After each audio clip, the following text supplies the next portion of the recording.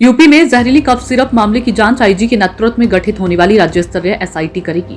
Cough syrup से मौत का कोई भी मामला सामने नहीं आया। ये जानकारी सोमवार को यूपी के डीजीपी राजीव कृष्ण और प्रमुख सचिव गृह राज्य संजय प्रसाद ने दी है। उन्होंने बताया कि प्रदेश में ड्रग माफिया के खिलाफ कार्रवाई की जा रही है। अब तक 128 एफआईआर दर्ज हुई है। किसी भी ड्रग की तरह कफ सिरप के भी स्टॉकिस्ट हैं, जिसमें कुछ अवैध रूप से सिरप बेच रहे थे। मामले में 5 में से 3 आरोपियों को गिरफ्तार किया गया। कहा कि कफ सिरप के बांग्लादेश और नेपाल में भी बेचे जाने का इनपुट मिला है। जांच की जा रही है। जांच के दायरे में आई फर्मों और आरोपियों की फाइनेंशियल ट्रेल खंगाली जा रही है। किसी को भी बख्शा नहीं जाएगा। दुबई भागे आरोपियों का प्रत्यार्पण कराया जाएगा। एविडेंस जो आया है, इसमें एविडेंस में हम लोग फर्दर इन्वेस्टिगेट कर रहे हैं, लेकिन फिर भी हमारे पास नेपाल जाने का और बांग्लादेश जाने के एविडेंस आए हैं। उन एविडेंसेस को हम लोग और डेवलप कर रहे हैं। फाइनेंशियल ट्रांजैक्शंस को हम लोग कंफर्म कर रहे हैं। बैंकिंग चैनल से उन चीज को वेरीफाई करा रहे हैं। कुल मिलाकर के बात यह है कि इस बारे में शासन का, माननीय मुख्यमंत्री जी का बड़ा स्पष्ट निर्देश भी है और इसमें किसी भी तरह की कोई भी जीरो टॉलरेंस की नीति है। जो भी आदमी इसमें इन्वॉल्व हैं, किसी भी स्तर पर इन्वॉल्व हैं, उनके खिलाफ कठोर कार्रवाई हो रही है, साक्ष्य बेस्ड, और आगे भी होती रहेगी। एक एक करके हाँ, जो अगर देखिए मैं हाँ बताइए, इसके लिए जो गाइडलाइन की बात कर रही है, लोग यूज कर रहे हैं, जो आज एक 8-10 ये तो देखिए ऐसा है ना, ये तो वाली बात हुई। अगर इस जो ड्रग जो है वो अपने आप में एक उसका जो मिसयूज है, जो उसका अवैध रूप से जो इलीगल डाइवर्जन है, दैट इज क्रिमिनल। जो इस विषय में 2023-24 में भी एफएसडीए और एसटीएफ द्वारा संयुक्त रूप से कार्रवाई किया था, जिसमें ये फेंसिडिल सिरप की खूब कार्रवाइयां हुआ था। तो बृहद स्वरूप में और बिल्कुल सोर्स से ही। एक सेकंड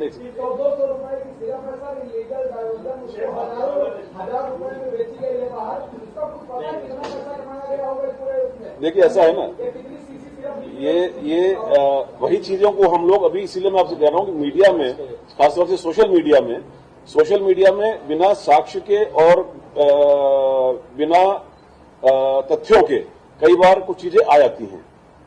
हम लोग जब कोर्ट में प्रस्तुत करते हैं या एफएसडीए कोर्ट में प्रस्तुत करता है, तो we have to have the financial investigation के एविडेंसेस कि किस बैंकिंग चैनल से या अदरवाइज वो मनी का ट्रांजैक्शन हुआ है। वो सब ट्रांजैक्शंस को वेरीफाई करते हुए ही ये नाम सामने आए हैं। जो डॉक्यूमेंट्स हैं, जिसमें मान लीजिए एक पार्टी ने, जो ओरिजिनल कंपनी है, उन्होंने जो सुपर स्टॉकिस्ट को दिया, वो एक हमको उसके डॉक्यूमेंट्स मिले। उनसे जब कंफर्म किया गया तो उन्होंने कुछ डॉक्यूमेंट्स दिखाए, जिनको वेरीफाई किया गया कि भाई जो आगे वाली चेन है, उस चेन में उन्होंने उसका प्रॉपर उपयोग किया या इलीगली डाइवर्ट किया। इलीगली डाइवर्ट का मतलब ऐसी भी दुकानें सामने आई हैं जिसमें जिस दुकान को दिया जाना बताया जा रहा है, वहां पर कोई दुकान एग्जिस्ट नहीं करती है, वहां पर कोई स्टोरेज नहीं है, वहां पर कोई डॉक्यूमेंटेशन नहीं है कि वहां पर कोई ठेले वाला है, उसके नाम पर ये दवा का आगे कंसाइनमेंट भेजा गया। तो मीनिंग देयर बाई कि जो ये मेन लोग हैं, ये इसको इलीगली डाइवर्ट कहीं और कर रहे थे और उस चैनल से, उसी जहां पर डाइवर्ट कर रहे थे, वहां से पैसा आ रहा था, पेपर पर इनको दिखा रहे थे। तो ये एक पेनस्टेकिंग प्रक्रिया है। Evidence collection is a painstaking process. उन सभी एविडेंसेस को हम लोग कलेक्ट कर रहे हैं और जैसे जैसे नाम सामने आ रहे हैं उनके खिलाफ कार्रवाई होगी। एफएसडीए के लेवल पे, जैसे सर एक चीज और बताना, नहीं सुनिए, इस पूरे मामले में प्रदेश सरकार पूरी गंभीरता से और बहुत ही सख्ती से इस प्रकरण में शुरुआती दौर से ही डील कर रही है। आगे जैसे जैसे जानकारी प्राप्त होगी आपको बताया जाएगा। इसी क्रम में माननीय मुख्यमंत्री जी ने यह भी निर्देशित किया है कि इस पूरे, चूंकि कई जिलों में 5-7 जिलों में फैला हुआ है, तो बेहतर कोऑर्डिनेशन के लिए स्टेट लेवल पे भी एक एसआईटी, एक आईजी लेवल के ऑफिसर के द्वारा अध्यक्षता में बनाई जाएगी, जो इस पूरे मामले को कोऑर्डिनेट करेगी। बहुत सारे इसमें जैसे ही कोई नहीं पुलिस केस में लोग रहेंगे, वो एफएसडीए के लोग भी रहेंगे और पुलिस के अधिकारी भी रहेंगे। नहीं, मैं बता दूं, छुपाने वाली बात नहीं है। शुभम का जो हमारे पास एविडेंस आया है अभी तक, वो उसका दुबई में जाने का एविडेंस आया है, दुबई में जाने का एविडेंस आया है। लेकिन ड्रग्स के मामले में जो अंतर्राष्ट्रीय हमारी संधियां हैं वो बहुत सख्त हैं। तो जो एविडेंस हमारे पास है उसके आधार पर हम प्रत्यारोपण भी करेंगे और भी कार्रवाई भी करेंगे।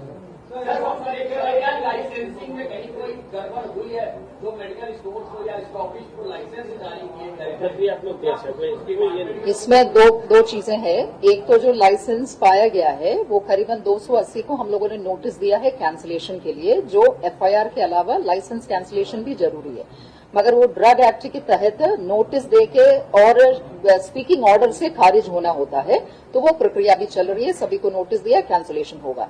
विभागीय अधिकारियां कुछ लोगों ने अच्छा भी कार्रवाई किया है और कहीं पे जो लापरवाही या संलिप्तता पाया गया है वो भी कटा है और माननीय मुख्यमंत्री जी की तरफ से उसके भी कार्रवाई। विभागीय मंत्री जी को सारा चीज प्रस्तुत किया जाएगा। जी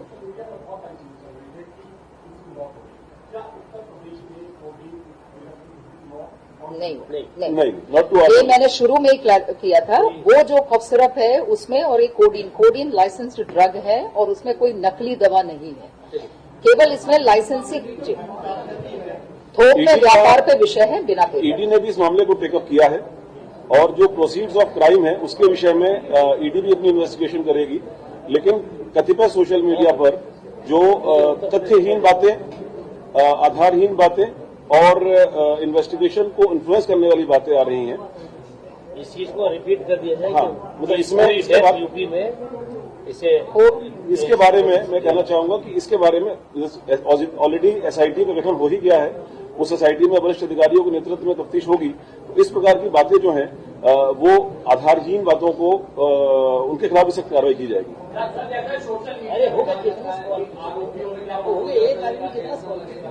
अब ये इसके बारे में कोई क्वेश्चन